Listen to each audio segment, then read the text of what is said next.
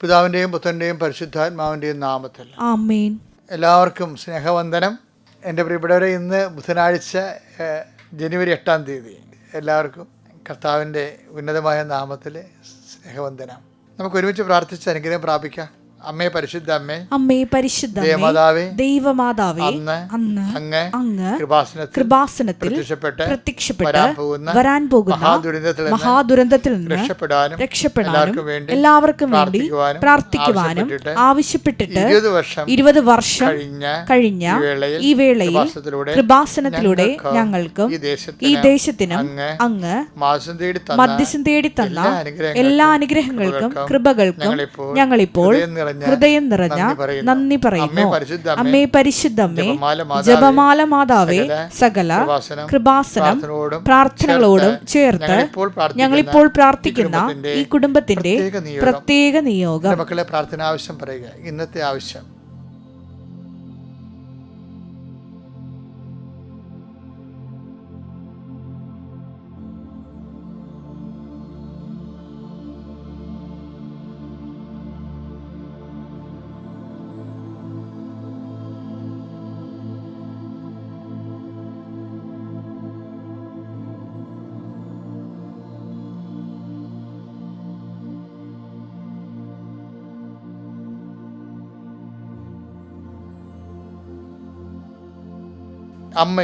അമ്മയുടെ പ്രത്യക്ഷീകരണത്തിന്റെ ഈ ദ്വാദശക വേളയിൽ ഞങ്ങൾക്ക് സാധിച്ചു തരുവാൻ കനിയണമേ. ആമേൻ. വിശ്വാസ പ്രമാണം. സർവശക്തനായ പിതാവും ആകാശത്തിന്റെയും ഭൂമിയുടെയും സൃഷ്ടാവുമായ ദൈവത്തിൽ ഞാൻ വിശ്വസിക്കുന്നു. അവിടുത്തെ ഏകപുത്രനും ഞങ്ങളുടെ കർത്താവുമായ ഈശോ മിശിഹായിലും ഞാൻ വിശ്വസിക്കുന്നു. ഈ പുത്രൻ പരിശുദ്ധാത്മാവിനാൽ ഗർഭസ്ഥനായി കന്യകാമറിയത്തിൽ നിന്ന് പിറന്ന് പൊന്തിയോസ് പീലാത്തോസിന്റെ കാലത്ത് പീഡകൾ സഹിച്ച് കുരിശിൽ തറയ്ക്കപ്പെട്ട് മരിച്ച് അടക്കപ്പെട്ട് പാതാളങ്ങളിൽ ഇറങ്ങി മരിച്ചവരുടെ ഇടയിൽ നിന്ന് 3-ാം നാൾ ഉയർത്ത് സ്വർഗത്തിലേക്ക് എഴുന്നള്ളി സർവശക്തിയുള്ള പിതാവായ ദൈവത്തിന്റെ വലതുഭാഗത്തിരിക്കുന്നു. അവിടെ നിന്ന് ജീവിക്കുന്നവരെയും മരിച്ചവരെയും വിധിക്കുവാൻ വരുമെന്നും ഞാൻ വിശ്വസിക്കുന്നു. പരിശുദ്ധാത്മാവിലും ഞാൻ വിശ്വസിക്കുന്നു. വിശുദ്ധ കത്തോലിക്കാ സഭയിലും പുണ്യവാന്മാരുടെ ഐക്യത്തിലും പാപങ്ങളുടെ മോചനത്തിലും ശരീരത്തിന്റെ ഉയർപ്പിലും നിത്യമായ ജീവിതത്തിലും ഞാൻ വിശ്വസിക്കുന്നു. ആമേൻ. സ്വർഗ്ഗസ്ഥനായ ഞങ്ങളുടെ പിതാവേ, അങ്ങയുടെ നാമം പൂജിതമാകണമേ. അങ്ങയുടെ രാജ്യം വരണമേ. അങ്ങയുടെ തിരുമനസ് സ്വർഗത്തിലെ പോലെ ഭൂമിയിലും ആകണമേ. അന്നു വേണ്ടുന്ന ആഹാരം ഇന്ന് ഞങ്ങൾക്ക് തരണമേ. ഞങ്ങളോട് തെറ്റ് ചെയ്യുന്നവരോട് ഞങ്ങൾ ക്ഷമിക്കുന്നത് പോലെ ഞങ്ങളുടെ തെറ്റുകൾ ഞങ്ങളോടും ക്ഷമിക്കണമേ. ഞങ്ങളെ പ്രലോഭനത്തിൽ ഉൾപ്പെടുത്തരുതേ, തിന്മയിൽ ഞങ്ങൾ രക്ഷിക്കണമേ. ആമേൻ. നന്മ നിറഞ്ഞ മറിയമേ, സ്വസ്തി. കർത്താവ് അങ്ങയുടെ കൂടെ സ്ത്രീകളിൽ അങ്ങ് അനുഗ്രഹിക്കപ്പെട്ടവളാകുന്നു. അങ്ങയുടെ ഉദരത്തിൻ ഫലമായി ഈശോ അനുഗ്രഹിക്കപ്പെട്ടവനാകുന്നു. പരിശുദ്ധ മറിയമേ, തമ്പുരാന്റെ അമ്മേ, പാപികളായ ഞങ്ങൾക്ക് വേണ്ടി ഇപ്പോഴും ഞങ്ങളുടെ മരണസമയത്തും തമ്പുരാനോട് അപേക്ഷിക്കണമേ. ആമേൻ. ഇനി നമുക്ക് അനുദിന അനുഗ്രഹ പ്രാർത്ഥന ചൊല്ലി അനുഗ്രഹം പ്രാപിക്കാം. സന്തോഷമായിരിക്കുക. സാഹചര്യം എന്തു തന്നെയായാലും അസമയത്തും സുവിശേഷം പ്രസംഗിക്കാൻ പറഞ്ഞതിൻ്റെ കാര്യം എന്താണ്? അസമയത്തും കർത്താവ് കൂടെ ഉണ്ടാവുന്നതല്ലേ? സിമ്പിളല്ലേ? അപ്പം അതുകൊണ്ട് ഹാപ്പി ആയിരിക്കുക. എൻ്റെ കർത്താവ്, അങ്ങയുടെ മക്കളെ ഞാൻ ഓർത്ത് പ്രാർത്ഥിക്കുന്നു ഈശോയെ. ഈ ധ്യാനം ഷെയർ ചെയ്യുന്നവരുണ്ട് ഈശോയെ. അങ്ങനെ ഷെയർ ചെയ്യുന്നവർ സ്വീകരിക്കുന്നവരുണ്ട്. പ്രാർത്ഥന തുടങ്ങുന്ന മുമ്പ് തന്നെ കർത്താവ് സ്വന്തം വാട്സപ്പ് ഗ്രൂപ്പിലുള്ള എല്ലാവർക്കും ഷെയർ ചെയ്ത് കൊടുക്കുന്നവരുണ്ട് ഈശോയെ. അവരെല്ലാം നീ ഇരട്ടി അനുഗ്രഹിക്കണമെന്ന് പ്രാർത്ഥിക്കുന്നു. എൻ്റെ കർത്താവ്, ഇത് വലിയൊരു സുവിശേഷ സംരംഭമായിട്ട് നീ തന്നതാണ്. ഞങ്ങൾ ലക്ഷ മനുഷ്യരാണ് കർത്താവ് കൂട്ടായ്മയിലും സ്നേഹത്തിലും വളരുന്നത്. അവരെ നിലനിർത്താൻ പ്രാർത്ഥിക്കുന്നു കർത്താവ്. ഉടമ്പടി ധ്യാനം കൂടുന്നവരെയും അതുപോലെ തന്നെ കർത്താവ് അനുദിന അനുഗ്രഹ പ്രാർത്ഥനയിൽ പങ്കെടുത്ത് പ്രാർത്ഥിക്കുന്ന എല്ലാവരെയും നീ ആശീർവദിക്കണമേ കർത്താവ്. ഞങ്ങൾ ഇന്ന് സങ്കടമുള്ള കുടുംബങ്ങൾ, മ്ലാനമായ കായനോട് പോലും ചോദിച്ചില്ലേ കർത്താവ്, നിൻ്റെ മുഖം എന്തുകൊണ്ടാണ് മ്ലാനമായിരിക്കണമെന്ന്. അപ്പോൾ അങ്ങ് എന്തോ ഒരു വലിയ ദൈവമാണ്. സഹോദരനെ കൊന്നവനോട് പോലും നീ അവൻ്റെ മുഖം മ്ലാനമായപ്പോൾ അങ്ങനെ ചോദിക്കേണ്ടി വന്നിട്ടുണ്ടെങ്കിൽ നിൻ്റെ ഹൃദയത്തിൽ സ്നേഹം മാത്രമേ ഉള്ളൂ കർത്താവ്. അതുകൊണ്ട് ഏത് പാപാവസ്ഥ ഇരുന്നവനായാലും കർത്താവ്, ഈ പ്രഭാതത്തിൽ നീ അനുഗ്രഹിക്കണം. അവൻ്റെ യോഗ്യത നോക്കിയല്ല, നിൻ്റെ കൃപയും നീ അവന് വേണ്ടി ക്രൂശിക്കപ്പെട്ടതും നീ അവന് വേണ്ടി തിരുലാൽ മുറിവേറ്റതും നീ അവന് വേണ്ടി മുൾക്കിടാൻ ചൂടിയവനും നീ ഓർക്കണമെന്ന് പ്രാർത്ഥിക്കുന്നു. ഞങ്ങളുടെ പാപശാപങ്ങളെല്ലാം ഈ പ്രഭാതത്തിൽ മാറിപ്പോകട്ടെ. നല്ല അനുതാപം നൽകി ഞങ്ങളുടെ മക്കളെ അനുഗ്രഹിക്കണമേ കർത്താവെ. എല്ലാ മക്കളെയും അവരുടെ യാത്രകളെ ഞാൻ സംബന്ധിച്ച് പ്രാർത്ഥിക്കുന്നു. ഇന്നത്തെ യാത്രകൾ സ്ഥാപനങ്ങളിൽ പോകുന്നവരുണ്ട്, തൊഴിൽശാലകളിൽ പോകുന്നവരുണ്ട്, സ്വന്തം വീട്ടിൽ തന്നെ തൊഴിലിടം കണ്ടെത്തിക്കൊണ്ട് അവിടെ ജോലി ചെയ്യുന്നവരുണ്ട്. കർത്താവ് ഇടയ്ക്കിടയ്ക്ക് വിറ്റുവരവ് നോക്കുമ്പോൾ മുഖം മ്ലാനമാകുന്നവർ ഞാൻ കാണുന്നുണ്ട് ഈശോയെ. കച്ചവടങ്ങൾ നഷ്ടപ്പെട്ടവരും ആൾക്കാർ കടം മേടിച്ചുകൊണ്ട് പോയവരെയും എല്ലാവരെയും കർത്താവ് അങ്ങനെയുള്ള ഓരോ വിഷയങ്ങൾ വിഷമിക്കുന്നുണ്ട് ഈശോയെ. എങ്ങനെയൊക്കെ ജീവിക്കാൻ പറ്റും, എങ്ങനെ കുഞ്ഞുങ്ങളെ പോറ്റും, കുഞ്ഞുങ്ങളുടെ പരീക്ഷാ ഫീസ്, പഠനം, അടുത്ത കുഞ്ഞുങ്ങളെ എങ്ങനെ കല്യാണം കഴിപ്പിച്ച് കൊടുക്കും, ഇങ്ങനെ വ്യത്യസ്തമായ കാര്യങ്ങളിൽ വേദനിക്കുന്നവരുണ്ട് ഈശോയെ. കൃപാസനത്തിൽ കഴിഞ്ഞ ദിവസങ്ങളിൽ ഒരാഴ്ച പട്ടിണി കിടന്ന മനുഷ്യൻ ഒരു ചേച്ചി സാക്ഷ്യം പറഞ്ഞു ഉടമ്പടി എടുത്തപ്പോൾ വല്ലാത്ത ഒരു ജീവിതം അവർക്ക് കൂടി ദൈവം കൊടുത്ത് എനിക്ക് കേട്ടപ്പോൾ ഞെട്ടിപ്പോയി. ഞാൻ ഓർത്തത് ഈ കാലങ്ങളിലെല്ലാം മനുഷ്യൻ്റെ പട്ടിണി പകുതി മുക്കാലും മാറിയെന്നാണ്. പക്ഷേ ഇപ്പോഴും ഇങ്ങനെയുള്ള എൻ്റെ മനസ്സ് പൊട്ടിഞ്ഞു പോയി കർത്താവേ. അതുപോലെ ഓരോ മക്കളും ഉണ്ടാവും ഈശോയെ. പട്ടിണിയുള്ളവർ ഇന്നും ഉണ്ടാകും, രോഗമുള്ളവരുണ്ടാകും, മരുന്ന് മേടിക്കാൻ പണമില്ലാത്തവരും സംബന്ധിച്ച് പ്രാർത്ഥിക്കുന്നു. പല ഇല്ലായ്മകളുണ്ടമ്മേ. പരിശുദ്ധമേ, വീഞ്ഞില്ലെന്ന് അമ്മ ഈശോയോട് പറഞ്ഞ പോലെ ജോലിയില്ലാത്തവരോട് ജോലിയില്ലാത്തവർ, ആരോഗ്യമില്ലാത്തവർ, എഴുന്നേറ്റ് നിൽക്കാൻ പറ്റാത്തവർ, മൊഹാലസ്യപ്പെട്ട് വീഴുന്നവർ, എപ്പിലെപ്സി രോഗികൾ, അപസ്മാര രോഗികൾ, ഓട്ടിസം രോഗികൾ, ആ കുഞ്ഞുങ്ങളെ ചുമന്ന് നടക്കുന്ന മാതാപിതാക്കന്മാർ, എന്തെല്ലാം സന്തോഷമുണ്ടായാലും വീടുമ്പത്തിൽ സന്തോഷമില്ലാതെ സന്താപം തളം കെട്ടി നിൽക്കുന്ന കുടുംബങ്ങളെ നീ ആശീർവദിക്കണം കർത്താവെ. ഇന്ന് അത് നിങ്ങളുടെ കഷ്ടം മാറിപ്പോകുമെന്ന് പറയുമ്പോഴും ആരും അത് വിശ്വസിക്കാത്ത വിധത്തിൽ അവരുടെ ജീവിതം ഭാവിയെ നോക്കുമ്പോൾ ഇരുണ്ടതായി കാണുന്നവരുണ്ട് ഈശോയെ. ഒരു രക്ഷപ്പെടാനുള്ള ഒരു മാർഗം കാണാത്തവരും ഉണ്ട് കർത്താവെ. അവരെല്ലാം നീ സന്ധിക്കണം ഈശോയെ. കർത്താവ് നാട്ടിലും വിദേശത്തും ജോലി നഷ്ടപ്പെട്ടവരുണ്ട് ഈശോയെ. അവർ ജോലി അന്വേഷിച്ച് പോയിട്ട് അവർക്ക് മാർഗമില്ലാതെ വിഷമിക്കുന്നവരുണ്ട് ഈശോയെ. ഇപ്പോൾ ചെയ്യുന്ന ജോലി കൊണ്ട് കർത്താവെ ഒരു നേരം മാത്രം ആഹാരം കഴിക്കാൻ പറ്റുന്നവർ മാത്രം കാണുന്നുണ്ട് ഈശോയെ. അവരെല്ലാം നീ സന്ധിക്കണം കർത്താവ്. വിവാഹം ഒത്തുവരാത്തവരെ സംബന്ധിച്ച് ഒത്തിരി പേരുണ്ട് ഈശോയെ. വിവാഹം ഒത്തുവരാത്ത ഒത്തിരി പേരുണ്ട്. ആണുങ്ങളും പെണ്ണുങ്ങളും ഉണ്ട്. ശരിക്കും പറഞ്ഞു ആണുങ്ങളുടെ എണ്ണം കൂടിക്കൂടി വരുന്നു കർത്താവ്. സമൂഹത്തിൽ ഉണ്ടായിട്ടുള്ള ഇതുപോലെയുള്ള വലിയ സാമൂഹ്യ ദുരന്തങ്ങളെ കർത്താവെ അത് പരിഹരിക്കാനുള്ള പുതിയ മാർഗങ്ങളെ നീ കാണിച്ച് തരണമെന്ന് പ്രാർത്ഥിക്കുന്നു കർത്താവെ. എൻ്റെ കർത്താവിൻ്റെ ഉന്നതമായ നാമത്തെ സഭയുടെ അധികാരത്തെ കുരിശിൻ്റെ അടയാളത്തിൽ ദൈവശക്തി നിങ്ങൾ അനുഗ്രഹിക്കപ്പെടട്ടെ. ദൈവശക്തിയാൽ നിങ്ങൾ അനുഗ്രഹിക്കപ്പെടട്ടെ. ദൈവശക്തിയാൽ നിങ്ങളുടെ വാതായനങ്ങൾ അനുഗ്രഹിക്കപ്പെടട്ടെ. ദൈവശക്തിയാൽ നിൻ്റെ കാൽപാദങ്ങൾ അനുഗ്രഹിക്കപ്പെടട്ടെ. ദൈവശക്തിയാൽ നിൻ്റെ കൈകൾ അനുഗ്രഹിക്കപ്പെടട്ടെ. ദൈവശക്തിയാൽ നീ ചെയ്യുന്ന ജോലികൾ അനുഗ്രഹിക്കപ്പെടട്ടെ. ദൈവശക്തിയാൽ നിൻ്റെ തൊഴിൽശാല അനുഗ്രഹിക്കപ്പെടട്ടെ. ദൈവശക്തിയാൽ നീ ജോലിക്ക് പോകുന്ന ഇടങ്ങളിലുണ്ടാകുന്ന നീ അഭിമുഖീകരിക്കാൻ പോകുന്ന വലിയ പ്രശ്നങ്ങൾ, നിനക്ക് പ്രശ്നം ഉണ്ടാക്കി തരുന്നവരെ അവരുണ്ടാക്കി വെക്കുന്ന കുതികാലി വെട്ടലും പലതരത്തിലുള്ള ചതിപ്രയോഗങ്ങളിൽ നിന്ന് കർത്താവിൻ്റെ നാമത്തിൽ നീ സംരക്ഷിക്കപ്പെടട്ടെ. പരിശുദ്ധ അമ്മ പ്രത്യേകം വ്യഥകളിരിക്കുന്നവർക്ക് പരിശുദ്ധ അമ്മ ദേവമാതാവ് നിങ്ങളുടെ കൂടെ സഞ്ചരിക്കുകയും കൃപാസന അൾത്താറെ ജീവനോടെ പ്രത്യക്ഷപ്പെട്ട അമ്മയുടെ മധ്യസ്ഥ പ്രാർത്ഥിക്കുന്ന മക്കൾക്ക് അമ്മയുടെ പ്രത്യേക സാന്നിധ്യവും സന്ധിപ്പും ലഭിക്കണമേ.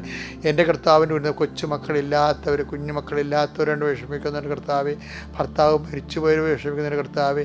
അതുപോലെ തന്നെ ഭാര്യമാർ പിരിഞ്ഞ് താമസിക്കുന്നവർ വിഷമിക്കുന്നവർ ഈശോയെ. ഭാര്യ മരിച്ചുപോയവർ വിഷമിക്കുന്നവർ കർത്താവെ. ഇങ്ങനെ ഓരോ തരത്തിൽ വിഷമിക്കുന്നവരുണ്ട് ഈശോയെ. പഠിച്ചിട്ട് മനസ്സിലാകാത്തവർ ക്ലാസ്സിൽ പിറകിലായി പരീക്ഷ പേപ്പർ കാണിക്കുമ്പോൾ ക്ലാസ്സിൽ ഏറ്റവും മോശമായി പോകുന്നതിൻ്റെ പേരിൽ ചത്താ മതി എന്ന് ഓർത്തുകൊണ്ട് വേദനിക്കുന്നവരുണ്ട്. ഒന്നിനും വിശ്വാസമില്ല, പ്രാർത്ഥന പാളിപ്പോയിരിക്കുന്നു, ഒന്നും ഗതി പിടിക്കാത്ത രീതിയിൽ എങ്ങനെ ജീവിക്കും, എങ്ങനെ എന്ത് ഭാവിയെ നോക്കുമ്പോൾ ഇരുട്ട് തോന്നുന്ന പോലെ മക്കളുണ്ട് ഈശോയെ. അതുകൊണ്ട് ഇപ്രശ്നം അടിച്ചപ്പോൾ കോമ്പറ്റീഷനിലും മത്സരങ്ങളിലും പരാജയപ്പെട്ട് വീട്ടിലെ സമ്മർദ്ദങ്ങൾക്കൊത്ത് സഞ്ചരിക്കാൻ പറ്റാത്ത രീതിയിൽ ഇടിഞ്ഞ് മുറിയടച്ചിട്ടിരിക്കുന്നവരുണ്ട് ഈശോ. ഈശോ ഇങ്ങനെ വ്യത്യസ്തങ്ങളായ മേഖലകളിൽ വേദനിച്ച് ജീവിക്കുന്ന എല്ലാവരും ഇന്നത്തെ പ്രാർത്ഥന കൊണ്ട് രക്ഷപ്പെട്ട് സാക്ഷ്യം പറയാൻ ഇടയാക്കാൻ പരിശുദ്ധമ ദേവമാതാവിനെ ഏൽപ്പിക്കുന്നു. എൻ്റെ കർത്താവിൻ്റെ ഉന്നതമായ നാമത്തിൽ നിങ്ങളുടെ യാത്രകൾ, നിങ്ങളുടെ യാവനകൾ, നിങ്ങളുടെ ഉദ്യമങ്ങൾ, നിങ്ങളുടെ ഉത്തരവാദിത്തങ്ങൾ, നിങ്ങൾ ചെയ്തു തീർക്കേണ്ട എല്ലാ വിഷയങ്ങൾ, സഞ്ചരിക്കേണ്ട വഴികൾ, നിങ്ങളുടെ ശ്വാസനിശ്വാസങ്ങൾ യേശുനാമത്തെ അനുഗ്രഹിക്കപ്പെടട്ടെ. ഓക്കെ എൻ്റെ മക്കളെ, നമ്മളിന്ന് ഡെയിലി ബ്രെഡിലേക്ക് പോവുകയാണ്. അതായത് ഇന്നത്തെ സുവിശേഷത്തിൻ്റെ വെളിപാട് പോകുന്നത് വെളിപാട് സഞ്ചാരം ഇങ്ങനെയാണ്. അത് എന്തെങ്കിലും പ്രശ്നങ്ങൾ ഉണ്ടാകുമ്പോഴേ പഴയ കാര്യം ഓർക്കണമെന്നാണ് ബൈബിൾ പറയണത്. നിങ്ങൾക്കിപ്പോൾ ദാരിദ്ര്യമുണ്ട്, അല്ലെങ്കിൽ തെറ്റിദ്ധാരണയുണ്ട്, അല്ലെങ്കിൽ നിങ്ങൾക്ക് ആരോടും സംസാരിക്കാൻ തോന്നണില്ല, അല്ലെങ്കിൽ പലരും നിങ്ങളെ കുറ്റപ്പെടുത്തുന്നു, അല്ലെങ്കിൽ നിങ്ങളെക്കൊണ്ട് ഗുണമില്ലെന്ന് പറയുന്നു, വീട്ടിൽ തന്നെ വരയില്ല, അപ്പോൾ നിങ്ങളിങ്ങനെ ആരോടും ഉണ്ടായിരിക്കുന്നു, എന്നാലും നിങ്ങളെ സ്മോൾ അടിച്ച് അതിനെ പ്രതിരോധിക്കാൻ നോക്കുന്നു. ഇങ്ങനെ കാണാത്ത കാലം കെട്ടിപ്പോയ ആൾക്കാരെ പഴയ കാര്യങ്ങൾ ഓർക്കണമെന്ന് ബൈബിൾ പറയണത്. എന്നുവെച്ചാൽ കഴിഞ്ഞ കാലങ്ങളിൽ ഇതുപോലുള്ള സിറ്റുവേഷൻ ഉണ്ടായല്ലോ, പുതിയൊന്നും അല്ലല്ലോ ഇത്. അപ്പം നിങ്ങൾ എന്താണ് ചെയ്തത്, എങ്ങനെ അതിജീവിച്ചത്, ദൈവം നിങ്ങളെങ്ങനെ സഹായിച്ചതെന്നാണ് കർത്താവ് ചോദിക്കുന്നത്. അപ്പോൾ നമുക്കൊരു പ്രശ്നം വരുമ്പോൾ പഴയ കാലത്ത് ഇതുപോലെ സിറ്റുവേഷനിൽ ദൈവം എങ്ങനെ നമ്മളെ സഹായിച്ചു, ആ ദൈവത്തിന് മാറ്റമില്ല, നമുക്കാണ് മാറ്റം വന്നിരിക്കുന്നത്. നമുക്ക് വായിക്കേണ്ട സുവിശേഷം 16:9-10 മത്തായി ശ്ലീഹായുടെ സുവിശേഷം 16:9-10. നിങ്ങൾ ഗ്രഹിക്കുന്നില്ലയോ? അതെ കേട്ടോ, നിങ്ങൾ ഗ്രഹിക്കുന്നില്ലേ? 5000 പേരുടെ 5 അപ്പം നിങ്ങൾ ഓർമ്മിക്കുന്നില്ലേ? അപ്പം അപ്പമില്ലാത്തതിന് ഓർത്ത് എന്തിനും ഉത്കണ്ഠപ്പെടുന്ന ചോദിക്കണതേ. അപ്പമില്ലെന്ന് ഇപ്പം യുവന്മാർ വള്ളത്തിൽ അങ്ങോട്ടും ഇങ്ങോട്ടും അങ്ങോട്ടും കുറ്റം പറഞ്ഞുകൊണ്ടിരിക്കണേ. അക്കരക്ക് ഉന്ത്യത്തള്ളി വിട്ടിരിക്കണേ നിങ്ങളെ. അപ്പോഴാണ് ഇവർ തർക്കം കേട്ടപ്പോഴാണ് കർത്താവ് ചോദിച്ചത്, നിങ്ങൾ എന്തിനാണ് തർക്കിക്കണത്, നിങ്ങൾക്ക് അറിയത്തില്ലേ, എന്താണ് പഴയ കാര്യങ്ങൾ അറിയത്തില്ലേ എന്ന്. അത് വായിച്ചു വന്നു 9:10. നിങ്ങൾ ഗ്രഹിക്കുന്നില്ലയോ? മത്തായി ശ്ലീഹായുടെ സുവിശേഷം 9:10. എന്താ നിങ്ങൾ ഗ്രഹിക്കുന്നില്ലേ? 5000 പേരുടെ 5 അപ്പം 5000 പേരുടെ 5 അപ്പം നിങ്ങൾ ഓർമ്മിക്കുന്നില്ലേ? നിങ്ങൾ ഓർമ്മിക്കുന്നില്ലേ? എത്ര കുട്ട അപ്പക്കഷ്ണങ്ങൾ നിങ്ങൾ ശേഖരിച്ചു? എത്ര കുട്ട അപ്പക്കഷ്ണങ്ങൾ നിങ്ങൾ ശേഖരിച്ചു? 4000 പേരുടെ 7 അപ്പവും 4000 പേരുടെ 7 അപ്പം നിങ്ങൾ ഓർമ്മിക്കുന്നില്ലേ? നിങ്ങൾ ഓർമ്മിപ്പിക്കുന്നില്ലേ? അന്ന് എത്ര കുട്ടകളാണ് നിങ്ങൾ നിറച്ചത്? എത്ര കുട്ടകളാണ് നിങ്ങൾ നിറച്ചത്? എന്ന് വെച്ച് കഴിഞ്ഞാലേ ഇപ്പോഴെന്തെങ്കിലും പ്രശ്നം ഉണ്ടാകും, പഴയത് ഓർക്കാൻ പറയാം, പഴയ അനുഗ്രഹങ്ങൾ ഓർക്കണമെന്ന്. ആ ദൈവം തന്നെ ഇന്നും ഉള്ളത്, ദൈവത്തിന് മാറ്റമൊന്നുമില്ല, നമ്മൾക്കാണ് മാറ്റം വന്നിരിക്കുന്നത്. അപ്പം മാറ്റമില്ലാതിരുന്ന ആ ദൈവത്തിന് മാറ്റമില്ലാതെ അനുഗ്രഹം തുടരുകയാണ്. ആ ദൈവം എന്നെ ഇന്നും അനുഗ്രഹിക്കുമെന്ന് വിചാരിച്ച് സന്തോഷിക്കണം. എന്തെങ്കിലും വിഷമം മനസ്സിലുണ്ടെങ്കിൽ അപ്പോൾ ഓർത്തേക്കണം, എനിക്ക് എത്ര കഷ്ടപ്പാടിലൂടെയാണ് ഞാൻ കടന്നു പോകുന്നത്. അങ്ങനെ ഒരു വചനമുണ്ടേ, അതായത് നമ്മുടെ അടുത്ത് ഐസയ്യാ 63:9 എടുത്ത്, അവരുടെ കഷ്ടതകളിൽ ദൂതനെ അയച്ചില്ല, അവിടുന്ന് തന്നെയാണ് അവരെ രക്ഷിച്ചത്. തന്റെ കരുണയിലും സ്നേഹത്തിലും അവിടുന്ന് അവരെ വീണ്ടെടുത്തു. അതായത് കഴിഞ്ഞ കാലങ്ങളിൽ ദൈവം നേരിട്ട് നമ്മൾ അനുഗ്രഹിച്ച ഒത്തിരി സാഹചര്യങ്ങളുണ്ട്. ഉടമ്പടി എടുക്കുമ്പോൾ നമ്മൾ പറയുമേ not by merit but by grace എന്ന്. മെറിറ്റ് എന്ന് വെച്ച് കഴിഞ്ഞാൽ ക്യാഷ് ആൻഡ് കൈൻഡും മീഡിയേഷനും ഒക്കെയാണ്. പക്ഷേ ബട്ട് ബൈ ഗ്രേസ് എന്ന് വെച്ചാൽ നമുക്ക് യോഗ്യതയില്ല, പക്ഷെ ദൈവം നമ്മളെങ്ങനെ കരകയറി നമുക്കറിയത്തില്ല. ഇപ്പോൾ കഴിഞ്ഞ ദിവസം ഒരു മോള് സാക്ഷ്യം പറഞ്ഞ്, അവൾക്ക് പ്രഗ്നൻസി, അവൾക്ക് ഡെലിവറിയാണ്. അപ്പോൾ അവൾ ഉടനെ PSC ഓഫീസിൽ പറഞ്ഞ്, എൻ്റെ ഡെലിവറിയാണ്, എനിക്ക് ഇൻ്റർവ്യൂ കിട്ടിയിരിക്കുന്നത്, ഡെലിവറി ഡേറ്റിന് കിട്ടിയാൽ എനിക്ക് വന്ന് പങ്കെടുക്കാൻ പറ്റത്തില്ല എന്ന് പറഞ്ഞു. അപ്പോൾ PSC ഓഫീസിൽ നിന്ന് അവരെ വിളിച്ച് പറഞ്ഞ്, അതൊന്നും ഞങ്ങൾക്ക് തിരക്കേണ്ട കാര്യമില്ല, നിങ്ങൾ എന്താണ് വിളിക്കണത്, നിങ്ങളുടെ ഡെലിവറി നോക്കിയിട്ടാണ് ഞങ്ങൾ ഡേറ്റ് ഫിക്സ് ചെയ്യണമെന്ന രീതിയിൽ സംസാരിച്ചു. പക്ഷെ അവൾ അമ്മയോട് പറഞ്ഞു, അമ്മേ ഡെലിവറിയുടെ സമയത്താണ് ഡേറ്റ് എങ്കിൽ എനിക്ക് കിട്ടാൻ ചാൻസുള്ള ജോലിയാണ്, 90ാം റാങ്കാണ് ഞാൻ. പക്ഷേ അമ്മ ഡെലിവറി ഡേറ്റിലാണ് എൻ്റെ ഇൻ്റർവ്യൂ ഡേറ്റ് വന്ന് ഞാനെങ്ങനെ എഴുന്നേറ്റ് പോകുമെന്ന് ചോദിക്കും. അമ്മ എന്തെന്നറിയുമോ, പിറ്റേ ആഴ്ച വെച്ച് കൊടുത്ത് ഇൻ്റർവ്യൂ, അവൾ ജോലിക്ക് കയറി, സൂപ്പർ സാക്ഷിയോടെ. അത് ഗ്രേസാണ്. അത് ദൂതനെ അയച്ചില്ലെന്ന്, ഇവർ ദൂതനെയാണല്ലോ വിളിച്ചത് PSC ഓഫീസിലേക്ക് എന്നെ സഹായിക്കാൻ. മീഡിയേറ്ററെ വെച്ചില്ല, ഞാൻ തന്നെയാണ് നിന്നെ സഹായിച്ചതെന്ന്. അപ്പോൾ ഇങ്ങനെ കുറേ സംഭവങ്ങൾ ജീവിതത്തിലുണ്ട്. അതായത് ദൈവം നേരിട്ട് വരണത്, അത് ഓർക്കണം നമ്മൾ. അതാ സങ്കീർത്തനം 143:5 വായിച്ചേ. കഴിഞ്ഞ കാലങ്ങൾ ഞാൻ ഓർക്കുന്നു. കഴിഞ്ഞ കാലങ്ങൾ ഞാൻ ഓർക്കുന്നു. അവിടുന്ന് ചെയ്ത, സങ്കീർത്തനം ഓർക്കണാണ്, അവിടുന്ന് ചെയ്ത എല്ലാ കാര്യങ്ങളെയും കുറിച്ച് ഞാൻ ധ്യാനിക്കുന്നു. അതായത് ധ്യാന വിഷയമാണത്, അല്ല ചുമ്മാ ഓർത്ത് കളയാനുള്ളതല്ല. ഇടയ്ക്കിടയ്ക്ക് ഓർത്ത് ധ്യാനിച്ച് ദൈവത്തെ മഹത്വപ്പെടുത്തണം നമ്മൾ. അവിടുത്തെ ശക്തമായ പ്രവൃത്തികളെ കുറിച്ച് ഞാൻ ചിന്തിക്കുന്നു. അപ്പം ഇടയ്ക്കൊക്കെ കഴിഞ്ഞ കാലങ്ങൾ ഓർക്കണം. ഞാൻ ഇടയ്ക്കൊക്കെ അങ്ങനെ ഓർക്കാറുണ്ട്.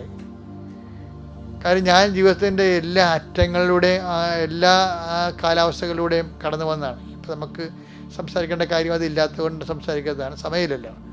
പക്ഷെ എന്നാലും ഞാൻ സെമിനാരിൽ പോണതിന് എൻ്റെ അപ്പം മരിച്ചു കഴിഞ്ഞിട്ട് എന്നെ കൊണ്ടുപോയാക്കാൻ പോലും എനിക്ക് ആരും എൻ്റെ കൂടെ വന്നില്ല. ഞാൻ ആ നിക്കർ വിട്ട് സർട്ടിഫിക്കറ്റ് പിടിച്ച് പോയതാണ് സെമിനാരിൽ ചേർന്നത്.